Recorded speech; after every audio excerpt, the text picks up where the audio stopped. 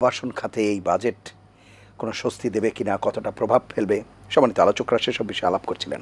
আমার প্রশ্ন আপনার কাছে, আপনি দীর্ঘদিন থেকে সিরামিক সেক্টরের সাথে জড়িত, এই বাজেটে প্রত্যক্ষ পরোক্ষভাবে এমন কি প্রভাব পড়তে পারে বাজেটের কারণে সিরামিক খাতে, বা সে ধরনের কোনো সুযোগ আছে কিনা, সেই বিষয়টা যদি একটু আলোকপাত করেন। ধন্যবাদ আপনাকে এবং দর্শক শ্রোতাকে আপনার মাধ্যমে সবাইকে ধন্যবাদ জানাচ্ছি। সিরামিক সেক্টর গত এক দশকে একটি বিকাশমান শিল্প এবং উদীয়মান শিল্প বাংলাদেশে একটি বড় সেক্টর হিসেবে স্থান করে নিয়েছে। বাংলাদেশে টোটাল 70টি সিরামিক কারখানা রয়েছে। এর মধ্যে টেবিলওয়্যার 20টি, সিরামিক টাইলস 31টি প্রতিষ্ঠান এবং স্যানিটারি ওয়্যার 19টি প্রতিষ্ঠান, টোটাল 70 প্রতিষ্ঠান কাজ করে সিরামিক নিয়ে।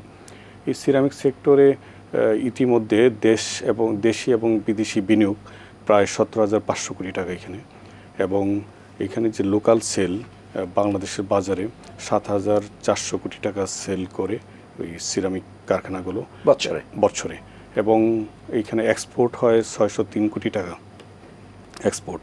এই যে একটি উদীয়মান প্রতিষ্ঠান, এইখানে প্রায় 5 লক্ষাধিক ডিরেক্ট ইনডাইরেক্ট লোক জড়িত এই সেক্টরের সাথে, 5 লক্ষাধিক, এবং এই শিল্পের গত কয়েক বছরে আমাদের যেটা 200% গ্রোথ হয়েছে সিরামিক শিল্পে, এবং এইখানে প্রায় 65% ভ্যালু এডিশন হয়। এই জন্য একটি এবং এটার র মেটেরিয়ালস 90% ইম্পোর্টেড উপর ডিপেন্ডেড।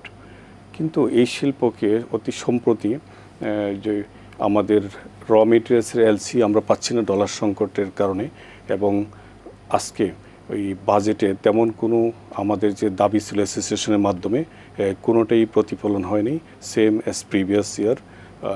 কিন্তু প্রত্যক্ষভাবে কিছু না হলেও পরোক্ষভাবে সিরামিক সেক্টরে যে ডলার সংকটের জন্য এলসি স্বল্পতা এবং র মেটেরিয়ালসের মূল্যবৃদ্ধি এবং শিপের ফ্রেট যেটা অত্যধিক বেড়েছে আপনারা জানেন, সব কিছু মিলে সিরামিক সেক্টর একটি খুব কঠিন সমস্যার মধ্যে পড়েছে। কিন্তু গভর্নমেন্টের বাজেটে আমরা তেমন কিছু পাইনি বললেই চলে, এবং এই বাজেটের মাঝে যেটা রাজস্ব আদায়ের যে অতিরিক্ত প্রেশার, এবং অতিরিক্ত প্রেশার থাকবে এই সেক্টরের উপরে, কারণ এখানে 32.5% এসডি এবং ব্যাট আদায় করা হয় সিরামিক সেক্টরে।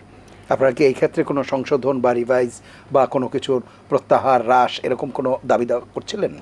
আমরা সিরামিক সেক্টর থেকে যেটা সাপ্লিমেন্টারি ডিউটি 15% টাইলসের উপর এবং স্যানিটারির উপর 10%, এইটা যেটা এক সময় লাক্সারিয়াস প্রোডাক্ট ছিল, এখন আর এই সিরামিক লাক্সারিয়াস প্রোডাক্ট নয়, আবাসন বিলাসিতা না, এটা প্রয়োজনীয়, হ্যাঁ, প্রয়োজনীয় উপাদান হয়ে গেছে আবাসিক খাতে। এই জন্য আমরা এটা সম্পূর্ণ প্রত্যাহারের আবেদন করছি। তারপর সিরামিক সেক্টরের যেই র মেটেরিয়ালস ইম্পোর্ট করা হয়, এটা ডিউটি কমানোর জন্য আমরা গভর্নমেন্ট আবেদন করছি, duty 5% to 25%, 5% duty all together 31%, এবং যে 25% কিছু কিছু প্রিন্টিং ইন সহ কিছু কিছু আইটেমের 25%, এটা হয়ে যায় 58% ডিউটি ট্যাক্সেস। সিরামিক সেক্টরে বিদেশে প্রতিযোগিতা করতে হলে যেটা আমাদের ওন হাউস র মেটেরিয়ালস কোনোটাই নেই, যেটা আমাদের সব কিছু ইম্পোর্ট করতে হয়, আর অন্যান্য দেশের র মেটেরিয়ালসগুলো ওন হাউস ইন্ডিয়া এবং চায়নার সাথে আমরা পারি না এই কম্পিটিশন মার্কেটে। এই জন্য সিরামিক সেক্টর এবং অতি সম্প্রতি টোটাল সার্বিক অবস্থার জন্য বাংলাদেশের টাইলসের ক্রেতা কমে যাচ্ছে। এই বাজেটের পরে এটা একটু ওই হুমকির সম্মুখীন হবে এই সেক্টর। আপনার কাছে মনে, আমি আসবো আবার আপনার কাছে।